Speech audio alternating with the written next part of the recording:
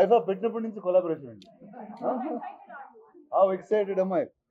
It's always fun. Yeah? Have you ever been to an IFA before? If you haven't, this will be an awesome time. I think the pandemic and other things have pushed us, and we haven't done events like this. I'm just very happy that we're back. The events, okay. I'm happy that the award season is back. There will be a lot more fun, lot more parties. Sure. I mean, Baba. మాట్లాడాను bro లేదా ఏం చెప్పండి లేదమ్మా. అంటే ఏమైందంటే నేను ఆ life అంతా కొత్త సినిమాలు చేస్తూ వచ్చాను. ఇప్పుడు ఆ సినిమాలు మామూలు సినిమాలు అయిపోయినా అందరూ చేస్తున్నారు.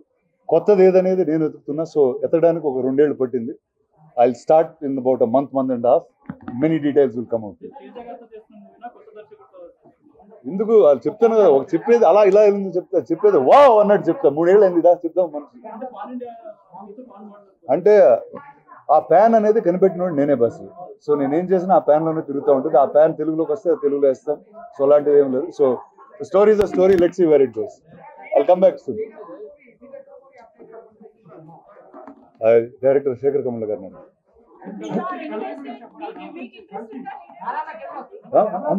ఎస్ క్వశ్చన్ ఇటు నుంచి అడుగుతుంటే నిన్న అడ చూడండి బస్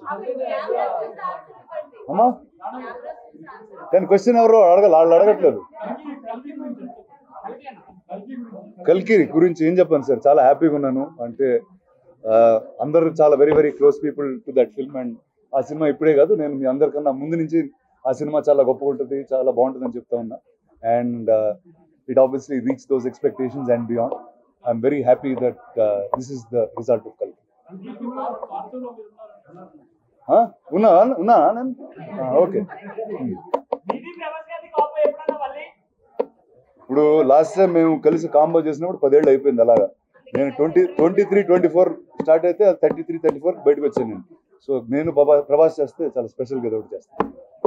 ఓకే అరే ఉండు బ్రో, ఐఫా గురించి